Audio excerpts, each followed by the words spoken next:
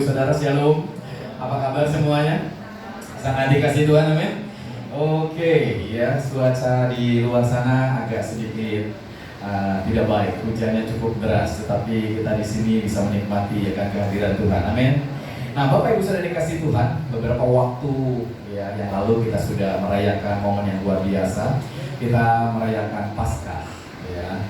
Di situ dimana kita dibawa untuk dapat menyadari, diingatkan kembali tentang karya Kristus yang luar biasa, ya, dimana Dia rela untuk melakukan begitu banyak hal untuk dapat menyelamatkan hidup kita. Paskah, Bapak Ibu Saudara, adalah sebuah momen dimana bangsa Israel pada awalnya dulu, ya, awal mula pertama kali Paskah diadakan, ya, bagaimana bangsa ini di tanah perbudakan hendak menuju, ya, tanah perjanjian. Mereka mau keluar dari tanah perbudakan menuju tanah perjanjian. Dan malam hari itu, ya Bapak Ibu Saudara, mereka diperintahkan oleh Tuhan untuk menyembelih seekor anak domba, lalu mengoleskan darahnya di depan pintu rumah mereka. Ya, barang siapa yang mengoleskan darahnya itu akan diselamatkan. Kenapa? Karena malam hari itu ada malaikat maut akan melewati wilayah kota Mesir ini, ya. Dan barang siapa yang tidak ada tanda darah akan ada kematian. Ya, anak sulung meninggal. Jadi ini sebuah momen yang sangat luar biasa. Ya, jadi Paskah itu merupakan sebuah keadaan di mana ketika ada yang tanda darah, malaikat maut akan melewatinya sehingga mereka selamat. Makanya namanya Paskah, Pesah, artinya melewati. Jadi setiap rumah yang ada tanda darah, malaikat itu melewati sehingga tidak ada kematian di rumah itu. Dan ini adalah lambang daripada kematian Kristus di atas kayu salib. Sehingga barang siapa yang percaya kepada Yesus yang sudah menumpahkan darahnya bagi keberadaan umat manusia, maka mereka tidak binasa, melainkan beroleh hidup yang kekal. Amin. Ini sebuah poin penting Bapak Ibu Saudara. Di malam hari itu, bangsa Israel keluar dari tanah perbudakan dengan iringan tangisan yang begitu luar biasa. Kenapa? Karena di Mesir setiap rumah ada kematian, karena mereka tidak mempercayai adanya tanda darah. Tetapi bagi bangsa Israel yang ada tanda darah, mereka diselamatkan. Jadi mereka keluar bersama-sama dari Mesir menuju tanah perjanjian dengan diiringi beribu-ribu tangisan dari keluarga-keluarga yang kehilangan anak sulungnya. Kalau mereka orang tuanya, papanya anak sulung, maka papanya meninggal. Kalau mereka punya anak yang pertama, anaknya meninggal. Kalau mereka suami istrinya, anak sulung, dua-duanya meninggal. Jadi satu rumah bisa 3 yang meninggal, 1-2, jadi selalu ada kematian di setiap rumah karena malaikat maut pada malam hari itu melewati kota itu. Jadi sungguh sangat luar biasa dan sangat mengerikan ketika bangsa Israel ini keluar dari tanah perbudakan ini. Mereka diiringi bukannya dengan trompet kemegahan, tapi dengan tangisan yang begitu luar biasa. Dan ini merupakan sebuah momen penting, sehingga Paskah akan diingatkan terus dari waktu ke waktu, menyadarkan kita bahwa Paskah sudah digenapi melalui kematian siapa? Kristus sebagai anak domba Paskah. Sehingga barang siapa yang percaya, mereka akan dapat dilindungi dan disertai oleh Tuhan. Amin. Nah, Bapak Ibu Saudara, momen itu sangat luar biasa, menyadarkan kita betapa apa yang dilakukan oleh Yesus sudah menyelamatkan hidup kita. Sehingga tema hari ini Bapak Ibu Saudara, He has saved us. Ya, ini memiliki arti Dia telah menyelamatkan kita. Dia bukan akan menyelamatkan, tapi Dia telah menyelamatkan kita. Jadi menurut karya yang luar biasa ini kita akan dibahaskan dengan sebuah poin yang sangat luar biasa ini. Kenapa Bapak Ibu Saudara? Ya, karena ya ini hal yang sangat penting. Dan tahukah Bapak Ibu Saudara, ketika Yesus sebagai anak domba Paskah, ya, disembelih, mati di atas kayu salib, Dia dikuburkan, ya, dan hari ketiga Dia bangkit. Kira-kira murid-muridnya percaya atau tidak? Gak percaya, saudara. Ya. Jadi kenapa Tuhan Yesus harus menampakkan dirinya selama berapa hari? 40 hari, 40 malam begitu ya, untuk menyatakan dirinya kepada murid-muridnya. Kenapa? Karena banyak muridnya tidak percaya. Mereka udah ikut Yesus lama, 3,5 tahun dikatakan, melihat pengajaran Yesus yang luar biasa, karakter Yesus yang luar biasa, mujizat terjadi di mana-mana. Tapi ketika Yesus berkata, robohkan bangunan ini, ya, ke bait Allah ini, 3 hari kemudian aku akan membangunnya kembali. Ini bicara soal siapa? Yesus yang akan mati dan akan bangkit. Orang-orang ini udah diingatkan bahwa Yesus akan bangkit di hari yang ketiga. Tapi ketika Yesus bangkit, Bapak Ibu Saudara, mereka tidak percaya. Bahkan pagi-pagi buta, Maria Magdalena bersama dengan ibu-ibu yang lain datang ke makam Yesus untuk apa? Membawa rempah-rempah. Rempah-rempah itu gunanya buat apa, Saudara? Untuk supaya mengawetkan mayat Yesus begitu ya, supaya lebih lama lagi begitu. Iya. Kenapa? Karena mereka nggak percaya bahwa Yesus sudah bangkit. Jadi kehadiran Yesus, hari-hari di mana Yesus bangkit dan menampakkan diri kepada mereka murid-muridnya, karena ada sebuah poin, mereka tidak percaya bahwa Yesus sudah bangkit. Nah, hari-hari ini saya percaya ada banyak anak Tuhan udah di gereja, ya, udah juga mungkin ikut Tuhan udah lama, tapi kadang-kadang nggak percaya bahwa Yesus berkuasa. Amin. Bahkan dia sudah mengalahkan maut. Amin.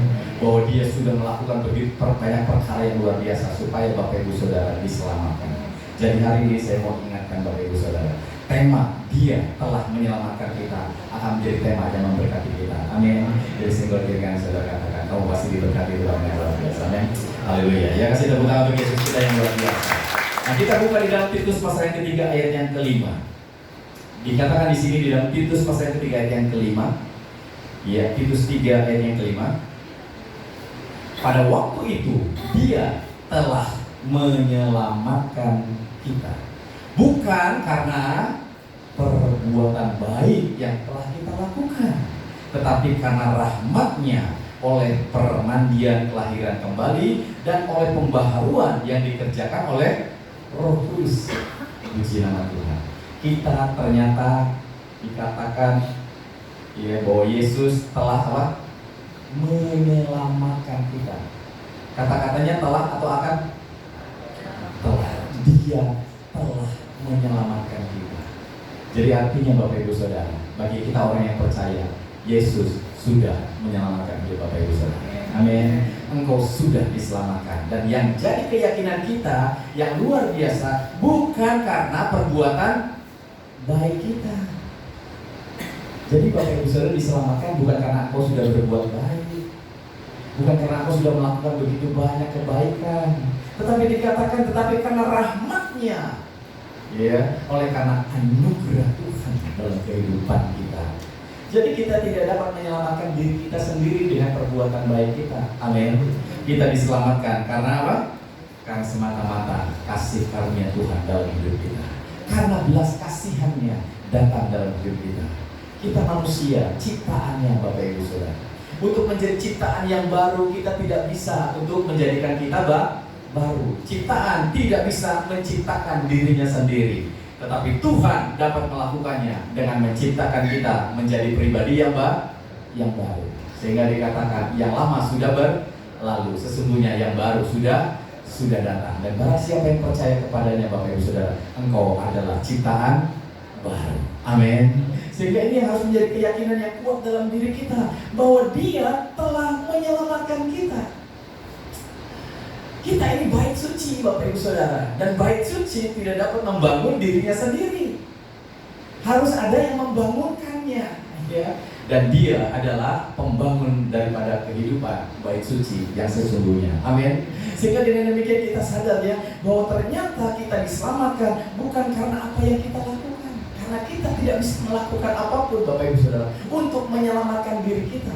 Bahkan dikatakan bukan juga oleh perbuatan-perbuatan baik yang mungkin pada zaman itu juga Bapak Ibu Saudara ini sangat didengung-dengungkan. Kamu harus berbuat baik supaya kamu diselamatkan. Tapi ternyata kita diselamatkan bukan karena perbuatan baik. Ternyata kita diselamatkan hanya oleh siapa? Karya Kristus yang luar biasa. Amin. Jadi kita ini dikatakan ketika jatuh di dalam dosa, kita ini orang-orang mati, orang-orang yang durhaka, orang-orang yang tidak hidup terlepas daripada kebaikan Allah. Sehingga ada banyak begitu hal yang membuat kita tidak menyadari ya, hal-hal buruk terjadi terus dalam hidup kita. Karena kita tidak sadar bahwa kita adalah orang-orang yang sudah dikutuk. Ya, orang-orang yang tidak dapat membangkitkan diri kita sendiri karena kita sudah mati, tetapi oleh karena anugerah Tuhan. Dia yang hidup rela mati supaya kita yang mati dihidupkan. Amin. Sehingga kita hari ini ketika percaya kepada Yesus, Dia sudah menghidupkan kita, membawa diri kita Bapak Ibu Saudara untuk mengalami kehidupan dan ketidakbinasaan. Allah kita luar biasa. Amin. Jadi begitu juga dengan orang yang berdosa yang terhilang, mereka tidak bisa menyelamatkan dirinya. Yesus datang untuk mencari mereka yang berdosa dan terhilang. Wow, luar biasa ya. Jadi Bapak Ibu Saudara, Dia telah menyelamatkan kita. Ini menjadi sebuah poin penting yang harus kita pahami, supaya kita sadar bahwa kita bukan cuma yang akan diselamatkan, tapi kita sudah diselamatkan oleh Allah kita yang luar biasa. Amin. Tuhan yang telah melakukan itu bagi kita Bapak Ibu Saudara. Ya, perbuatan baik tidak dapat menyelamatkan kita. Semua kebenaran kita tetaplah seperti kain kotor di hadapan siapa? Di hadapan Bapa. Ya, kasih karunia dan rahmatnya lah yang membuat kita hari-hari ini menerima pengampunan Tuhan. Jadi sungguh Bapak Ibu Saudara, nggak usah khawatir lagi dengan keberadaan apapun yang saudara hari-hari ini alami. Engkau sudah diselamatkan. Amin. Karena keyakinanmu, kepercayaanmu kepada Tuhan kita yang luar biasa. Nah, apa yang Allah telah lakukan untuk kita Bapak Ibu Saudara, sehingga kita telah diselamatkan. Rasul Paulus menuliskannya di dalam Efesus bahwa hanya oleh karena kasih karunia kita diselamatkan. Ya. Bukan karena hal-hal yang lainnya Bapak Ibu Saudara. Dan ini yang membuat kita menyadari hal ini. Dan kita akan lihat di dalam 2 Timotius pasal yang pertama, ayat yang ke-9 sampai ayat yang ke-10. Ditekankan kembali oleh Paulus ya, ketika dia menuliskan suratannya kepada anak angkatnya, yaitu Timotius. 2 Timotius pasal yang pertama ayat yang ke-9 dikatakan, Dialah yang menyelamatkan kita dan memanggil kita dengan panggilan kudus, bukan berdasarkan perbuatan kita, melainkan berdasarkan maksud dan kasih karunia-Nya sendiri yang telah dikaruniakan kepada kita dalam Kristus Yesus sebelum permulaan zaman. Diingatkan lagi Bapak Ibu Saudara, Dia yang menyelamatkan kita dan memanggil kita dengan panggilan kudus, bukan berdasarkan perbuatan kita. Jadi sekali lagi Paulus menyampaikan kepada kita Bapak Ibu Saudara, firman Allah menyampaikan kepada kita bahwa kita diselamatkan ini karena anugerah Tuhan yang luar biasa. Amin. Jadi hal ini yang membuat kita sadar, Tuhan terima kasih ya. Ini nggak bisa berbuat baik banyak saya masih belum Tuhan berbuat baik. Saya mungkin tidak sempurna di dalam melakukan itu semuanya, tetapi ternyata saya diselamatkan. Amin. Dan saya diselamatkan memang bukan karena apa yang saya perbuat, tetapi karena apa yang Yesus sudah perbuat buat kita. Nah, ayat selanjutnya, ayat yang ke-10. Dan yang sekarang dinyatakan oleh kedatangan juru selamat kita Yesus Kristus, yang oleh Injil telah mematahkan kuasa maut dan mendatangkan hidup yang tidak dapat binasa. Wow. Jadi ada 5 kata kerja yang saya catat di ini yang berhubungan dengan sesuatu yang telah Tuhan lakukan bagi kita. Apa sih yang Tuhan sudah lakukan sehingga kita ini telah diselamatkan? Yang pertama, Ia telah menyelamatkan kita. Yang kedua, Ia telah memanggil kita. Jadi tanpa disadari Bapak Ibu Saudara, ketika engkau percaya Yesus, Allah sudah memanggil engkau. Amin. Wow, luar biasa ya. Sehingga dikatakan bukan kamu yang pilih aku, kata Allah, tapi akulah yang telah memilih kamu. Jadi bagi orang yang percaya tanpa disadari, dia sudah dipanggil oleh Tuhan. Dia sudah dipilih oleh Tuhan. Amin. Iya, jadi senggol kiri kan saudara. Iya, kamu itu udah dipilih. Amin. Iya. Kalau perlu tepuk dada kiri saudara, gini pilihan Tuhan. Amin.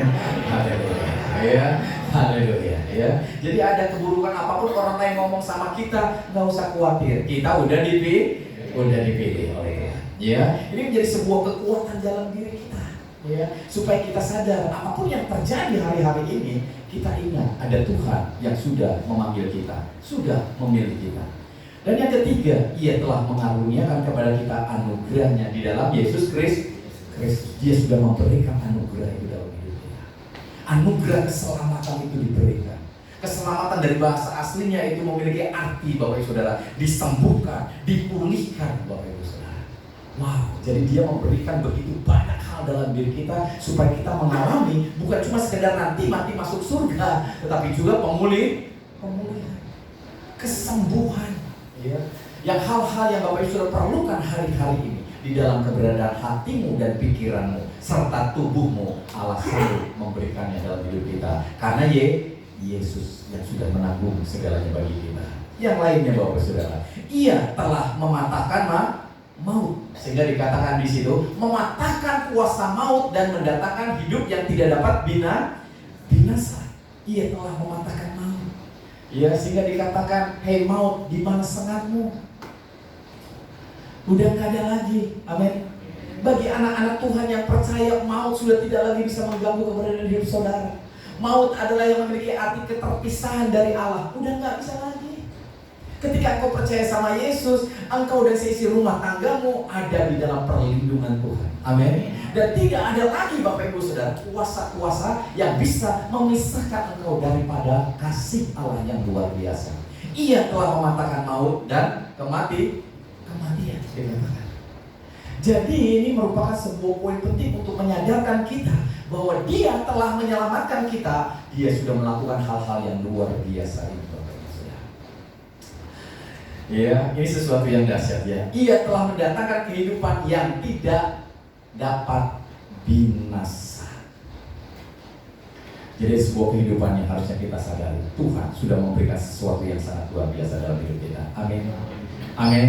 Bahkan maut tidak berkuasa lagi dalam hidup kita. Amin. Kalau belum waktunya, saudara, maut tidak akan pernah bisa menyentuh saudara. Amin.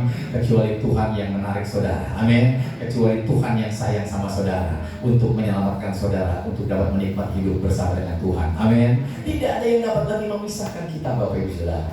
Wow. Jadi ini sesuatu yang dahsyat yang harus kita pahami. Kita tidak bisa mengusahakan hal-hal ini. Kita hanya bisa mempercayai. Kita hanya bisa menerima Tuhan. Terima kasih, Engkau telah menyelamatkan aku. Nah Bapak Ibu Saudara, saya rindu membawa saudara untuk menyadari hal ini, bahwa kehidupan kekristenan itu seperti seorang bayi akan belajar ya untuk berdiri, berjalan, dan berlari.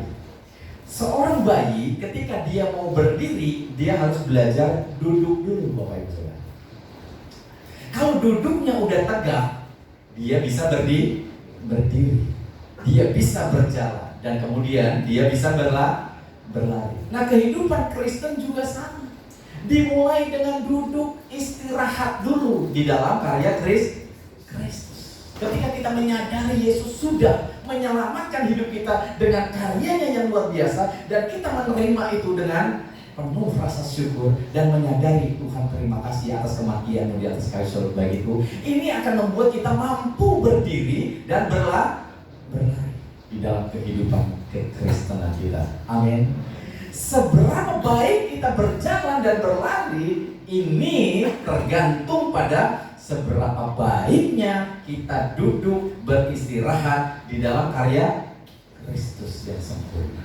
Semakin kau memahami tentang karya Kristus, semakin kau menyadari tentang karya Kristus yang sudah menyelamatkan kita, memulihkan kita, menjagai, memelihara kita, Bapak Ibu Saudara, apa yang terjadi? Kehidupan kekristenanmu semakin apa? Semakin kuat. Amin. Jadi ini semuanya penting.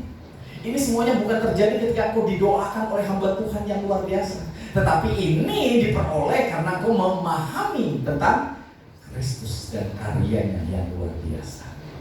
Karena kalau engkau tidak memahami hal ini, engkau tidak memiliki keyakinan dalam dirimu. Engkau hanya maunya didoain. Ya, ketika engkau misalnya mengalami masalah, kau didoain, terus saudara lupa lagi, senang lagi, ya, terus punya masalah lagi, didoain lagi, saudara. Akhirnya saudara up and down di dalam ya keberadaan hidup saudara. Tapi ketika engkau paham bahwa kau dikasihi Tuhan, disayang sama Tuhan, udah ditebus oleh Tuhan, ya, bahkan karyanya sudah melakukan perkara besar dalam hidupmu. Ini yang memampukan kita untuk sadar betapa kita sangat dikasihi Tuhan. Amin. Kita tidak takut lagi menghadapi apapun. Amin. Kita nggak khawatir lagi dalam menjalani hidup ini, karena kita percaya ada siapa? Ada Tuhan yang menyertai hidup kita. Amin. Jadi kasih tepuk tangan untuk Yesus kita yang luar biasa, ya. Ini penting. Seberapa baik kita akan menjalani kehidupan kekristenan kita, ini tergantung seberapa baiknya kita hidup mengenal akan Kristus dan karya yang luar biasa. Kalau saudara belum memahami ini, saudara akan up and down di dalam perjalanan hidup saudara. Karena saudara nggak ngerti. Tapi ketika engkau paham, engkau meyakini benar, aku percaya Tuhan sudah menyelamatkan hidupku. Aku yakin Tuhan memelihara hidupku. Amin. Aku yakin Tuhan akan menolong hidupku. Aku yakin perjalanan hidupku ke depan akan menjadi lebih baik, lebih baik, lebih baik. Amin. Karena bagi Allah tidak ada perkara yang mustahil. Ya, puji nama Tuhan. Saya akan kasih contoh Bapak Ibu Saudara. Ya, di dalam Ulangan pasal yang ke-6 ayat yang 10 sampai 11. Ini tentang perjalanan bangsa Israel dari tanah perjanjian. Ya. Bahwa dari tanah perbudakan Mesir menuju tanah perjanjian. Dan tahukah saudara, tanah perjanjian adalah tanah perhentian di mana Tuhan sudah menjanjikan kepada umatnya. Kamu akan memasuki sebuah tanah perjanjian di mana kamu di situ akan menikmati begitu banyak hal. Ayat yang ke-10 dikatakan, maka apabila Tuhan Allahmu telah membawa engkau masuk ke negeri yang dijanjikan dengan sumpah kepada nenek moyangmu, yakni Abraham, Ishak dan Yakub, untuk memberikannya kepadamu kota-kota yang besar dan baik, yang tidak kau dirikan. Wah, Tuhan sudah menjanjikan engkau kota-kota yang besar dan baik. Dan ini bukan karena kita yang bangun, ya. Kita tidak mendirikan kota ini, tapi kota itu yang akan diberikan. Ayat selanjutnya dikatakan, rumah-rumah penuh berisi apa? Berbagai-bagai barang yang baik. Amin. Yang tidak kau isi, sumur-sumur yang tidak kau gali, kebun-kebun anggur dan kebun-kebun zaitun yang tidak kau tanami. Dan apabila kau sudah makan dan menjadi kenyang, jangan lupa sama siapa? Sama Tuhan. Amin. Iya, ini Tuhan ingin ingatkan. Aku sudah berjanji, aku akan memberikan kota-kota yang besar dan baik, yang tidak kau dirikan. Iya, rumah-rumah yang penuh berisi berbagai-bagai apa? Barang yang baik, yang tidak kau isi, udah ada di situ.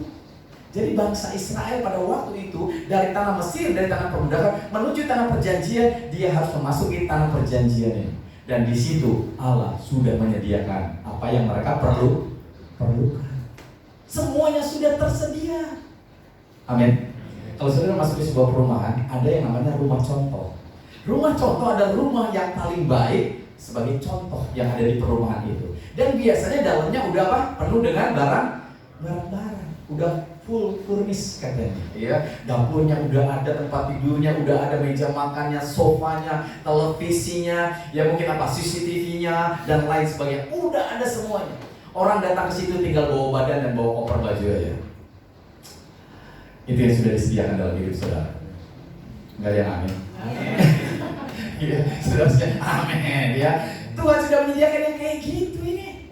Buat bangsa Israel, ayo masuk ke tanah perjanjian. Aku sudah menyediakan segala yang kau perlukan. Kau udah gak perlu nyediain lagi. Udah siap semuanya di situ.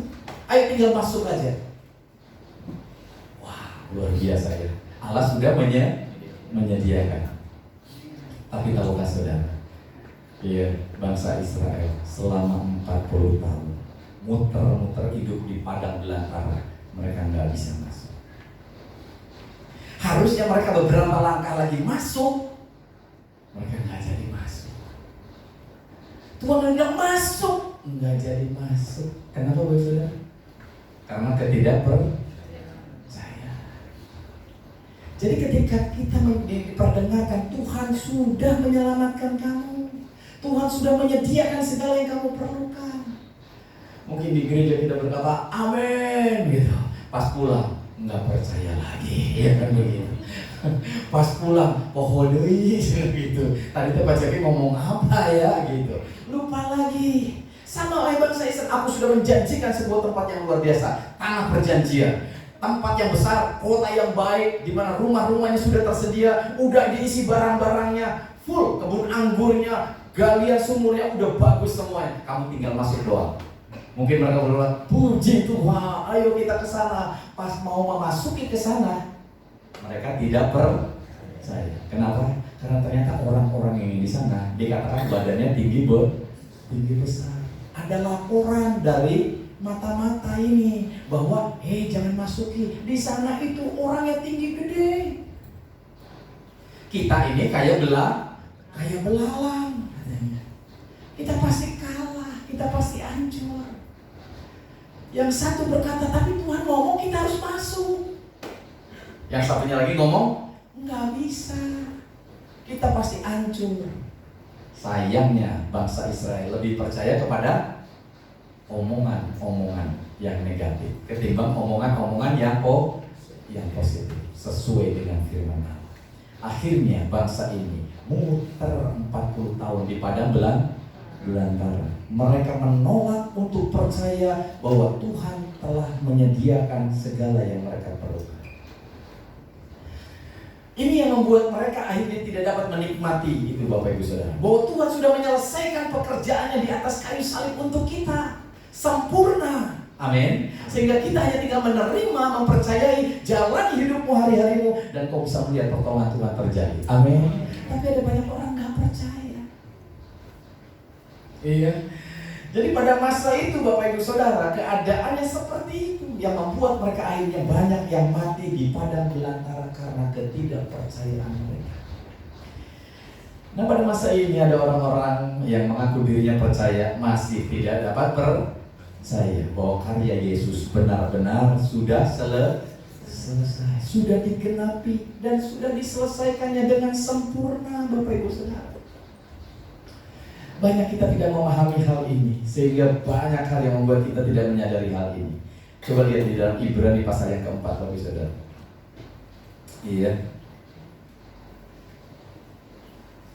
Iya.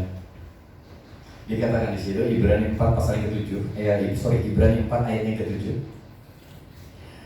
Sebab itu ia menetapkan pula suatu hari, yaitu hari ini, ketika ia setelah sekian lama berfirman dengan perantaran Daud, seperti dikatakan di atas, pada hari ini jika kamu mendengar suaranya, jangan keraskan hatimu.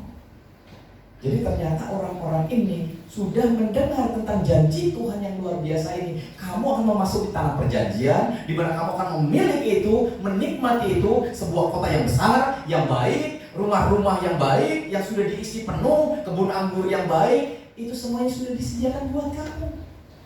Tetapi mereka mengeraskan hati mereka dengan ketidakpercayaan, yang membuat mereka akhirnya tidak dapat memasuki tanah perjanjian. Nah, hari ini Bapak Ibu Saudara, Tuhan terus mendengungkan bahwa Dia telah menyelamatkan kita. Amin. Dia bukan setengah menyelamatkan kita. Dia nggak berkata separuh kita, separuh Tuhan gitu. Enggak, Saudara. Dia telah menyelamatkan kita. Bahkan di atas kayu salib Dia berkata sudah selesai. Kita hanya tinggal menerima. Terima kasih Tuhan untuk apa yang Kau lakukan. Amin.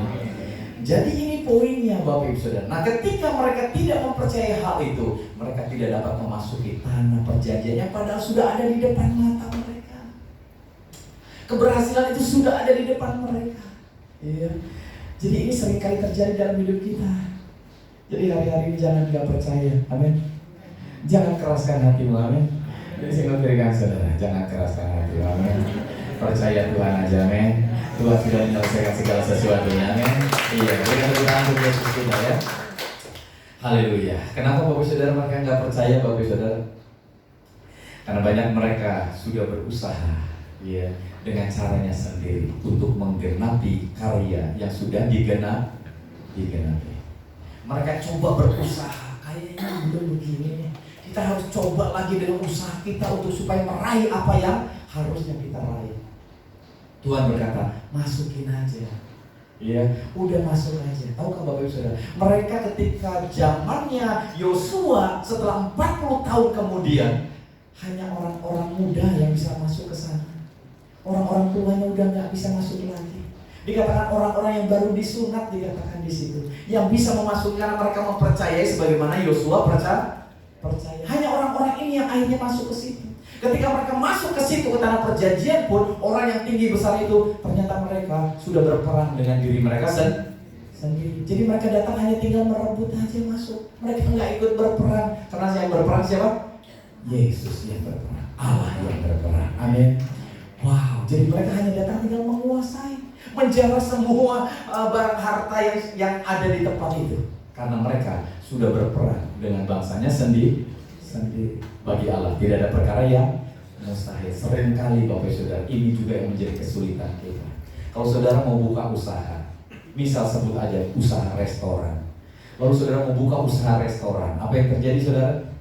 Ya, saudara lihat, wah nggak mungkin. Restoran di sekitarnya udah banyak.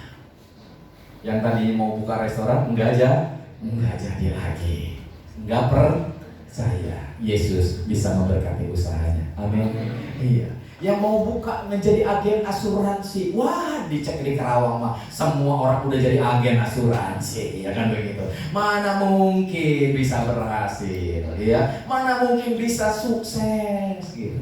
Jadi akhirnya yang tadi mau maju enggak jadi lagi karena tidak percaya. Padahal dengan Tuhan kita bisa melakukan perkara yang besar. Banyak agen asuransi gagal. Saudara yang harusnya berkata, aku yang berhasil. Amin.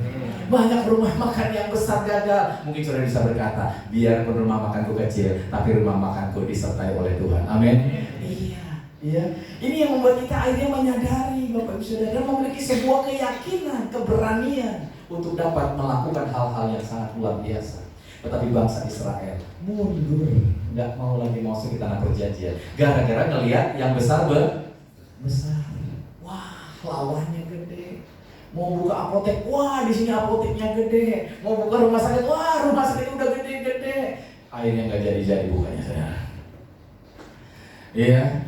Ketidakpercayaan menimbulkan dampak ketidaktaatan. Kenapa? Karena ketakutan dan kekhawatiran. Ketakutan dan kekhawatiran adalah dampak dari ketidakpercayaan. Jadi kalau sudah hari-hari masih takut, masih khawatir, saudara harus mulai datang sama Tuhan, menguatkan lagi kepercayaan Tuhan beserta dengan aku. Amin. Kalau ibu-ibu takut ke kamar mandi hari-hari ini, kau bisa berkata, roh yang ada di dalamku lebih besar. Amin. Iya, iblis juga nyingkir. Amin. Iya. Tapi ada Pak ceritanya, ya malaikat itu sama setan tuh suka berantem. Ya kan gitu. Jadi kita kadang-kadang khawatir nih, gitu ya. Jadi akhirnya Bapak Ibu Saudara, ada banyak orang seringkali percaya kuasa iblis itu masih berlaku. Tapi Tuhan berkata, "Hai maut, di mana sengatmu? Karena iblis sudah dikalahkan. Taringnya udah rontok. Yang ada tinggal suaranya doang, sudah ngaung ngebohongin orang. Itu doang yang dia punya. Ya, gerombolan ada domba ngumpul di situ, dia cuma bisanya ngaung, nggak berani ngedeketin. Kenapa? Karena giginya udah ompong katanya. Ya. Jadi dia bisanya ngaung supaya kalau ada domba yang takut dia lari. Nah itu dia yang dia kejar. Giginya udah nggak ada, jadi dombanya digunyang-gunyang.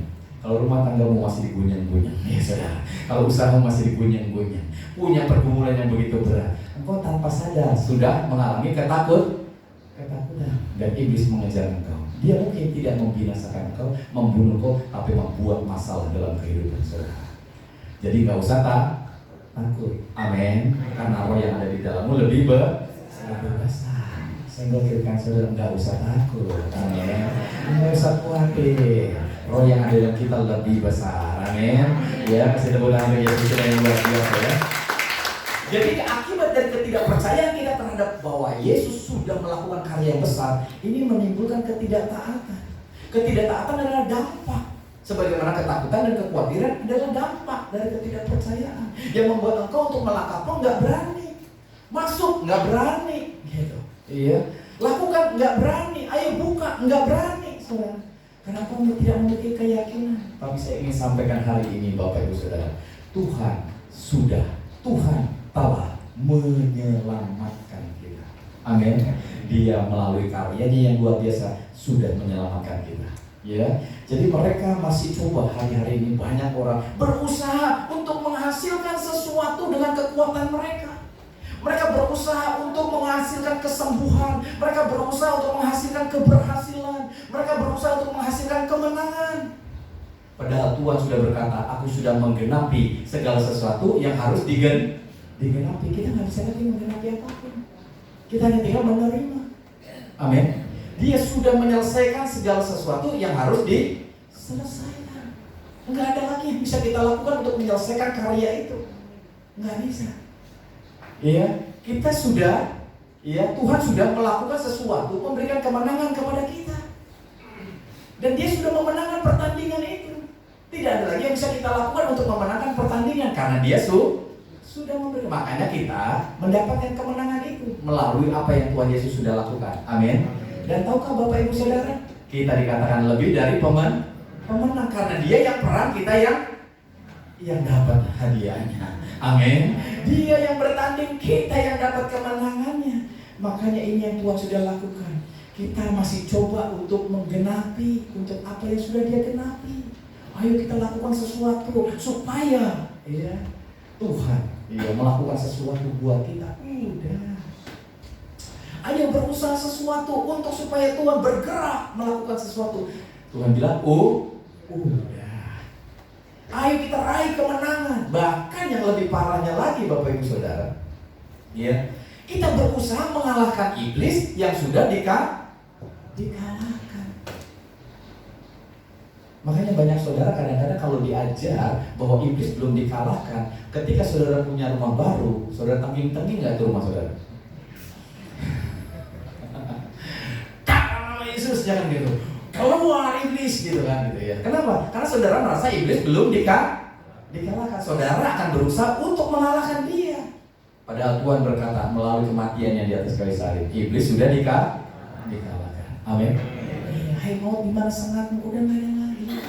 Iblis sudah dikalahkan. Amin. Tapi kan ceritanya suka perang Pak iblis sama malaikat Tuhan. Itu waktu zaman Yesus belum mati di atas kayu salib. Yesus belum datang. Coba perhatikan ketika Yesus datang dalam dunia, saudara. Ada seorang yang gila di Gerasa. Isinya orang ini dipenuhi sama setan berapa? 2.000 setan di dalam. Namanya Legion. Ketika Yesus datang ke situ, kira-kira dia mau perang sama Yesus? Nah, dia gemetar. Hei anak Allah, ngapain kamu kemari?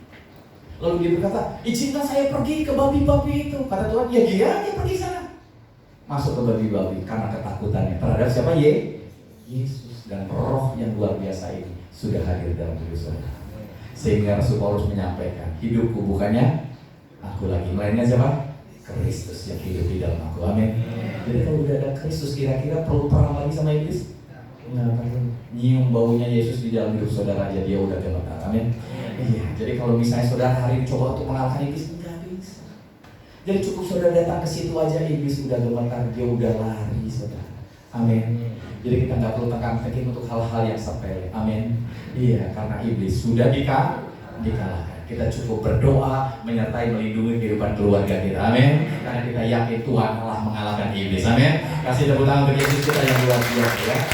Jadi satu-satunya tugas yang tersisa untuk kita lakukan pada masa ini adalah apa? Memasuki tempat perhentiannya. Iya, duduk manis beristirahat dengan mempercayai bahwa tugas itu telah diselesaikan oleh Tuhan dengan sempurna. Jadi jangan duduk, Tuhan terima kasih untuk anugerah yang luar biasa. Aku yakin dan percaya, aku telah diselamatkan oleh karya-Mu yang luar biasa. Amin. Jadi hari-hari saudara, engkau sudah tidak lagi melakukan begitu banyak hal, aktivitas apapun untuk supaya saudara mendapatkan keselamatan, untuk menggenapi sesuatu yang sudah digenapi, untuk mengalami pertandingan yang sudah dimenangkan, untuk mengalahkan iblis yang sudah dikalahkan. Tidak perlu lagi kita melakukan apapun. Kita cukup percaya bahwa Tuhan sudah melakukannya bagi kita. Sehingga ayat tadi berkata, sebab itu ia menetapkan pula satu hari, yaitu hari ini, ketika ia setelah sekian lama berfirman dengan perantaraan Daud, seperti dikatakan di atas, pada hari ini jika kamu mendengar suaranya, jangan keraskan hati. Terima dia sebagai Tuhan dan Juru Selamat dalam hidupmu. Amin. Karena dia sudah menyelesaikan segala sesuatunya. Lanjut ke ayat yang ke-10-nya, Ibrani 4 ayat yang 10.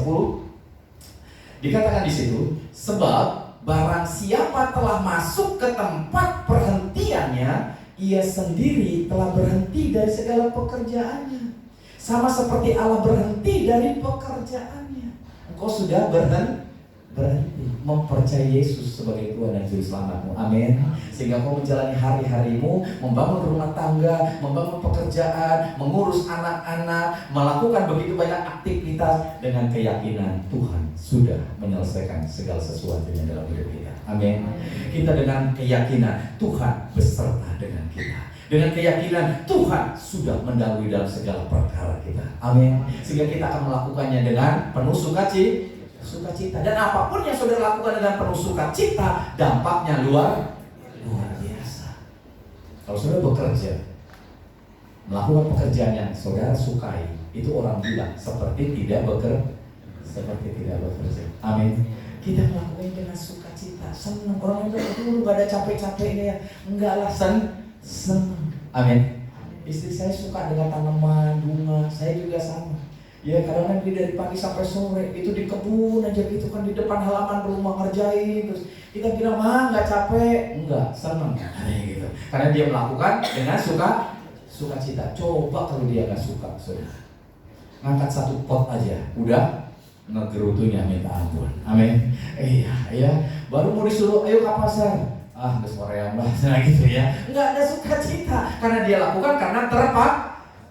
Tapi kalau saudara penuh dengan sukacita, penuh dengan cinta, maka saudara melakukannya dengan apa? Wah, sukarela tentunya. Amin.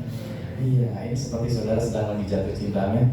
Kalau saudara sedang jatuh cinta dengan seseorang, saudara akan lakukan karena sukacita tentunya. Amin. Iya, karena Allah kita luar biasa. Jadi barang siapa telah masuk ke tempat perhentiannya ini, dia udah berhenti. Dia melakukan segala sesuatu itu seperti tidak melakukan apa-apa. Karena dia melakukannya, karena cinta. Amin, Bapak Ibu Saudara.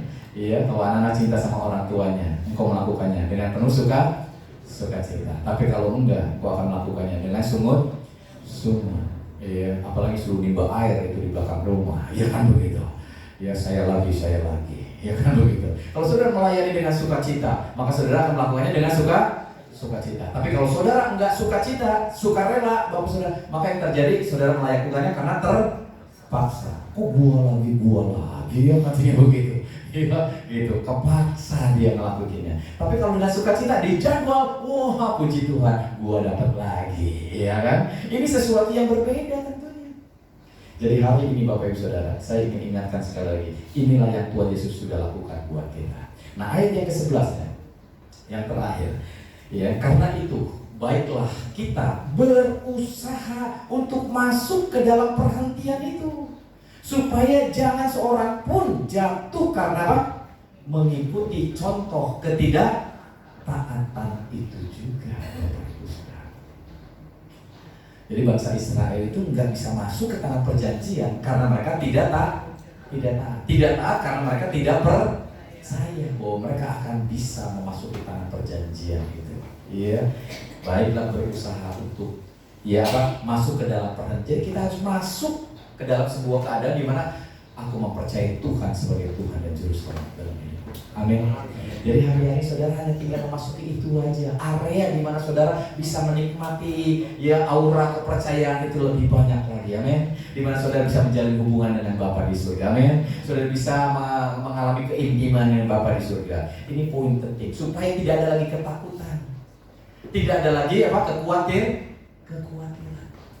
yang membuat saudara akhirnya tidak lagi mau melakukan karena kepercayaan, tapi saudara melakukan ketidaktaatan karena ketidakpercayaan. Banyak orang hari-hari ini tidak taat karena sebenarnya bukan karena yang lain, tapi karena tidak percaya. Kalau saudara dekat sama Tuhan, saudara akan tetap diberkati Tuhan dengan luar biasa.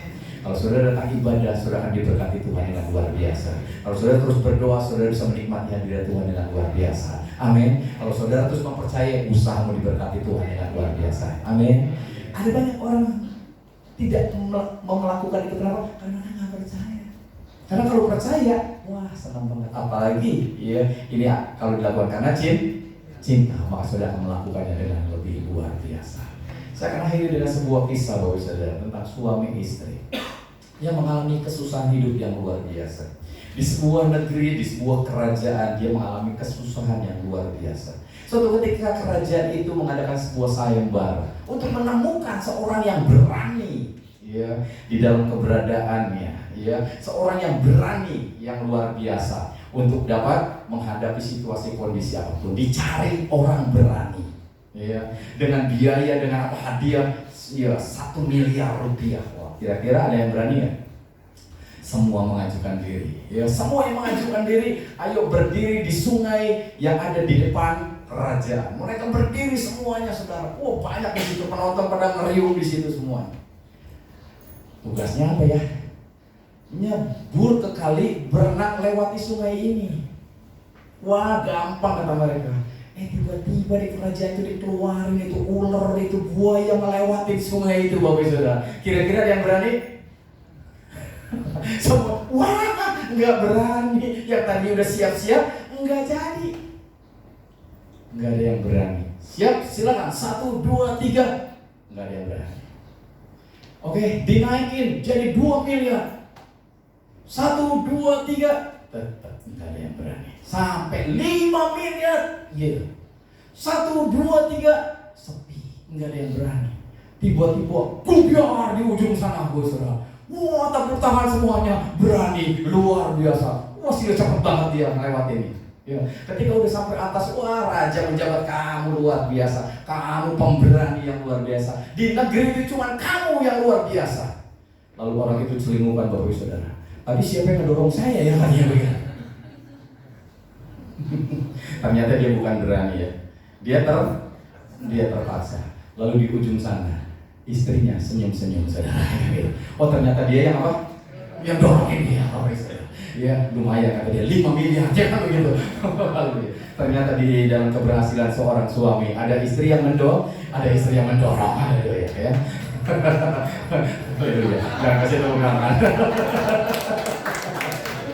Ya, itu joke aja, saudara. Jadi ternyata hari-harinya ada banyak orang berani itu karena terpaksa.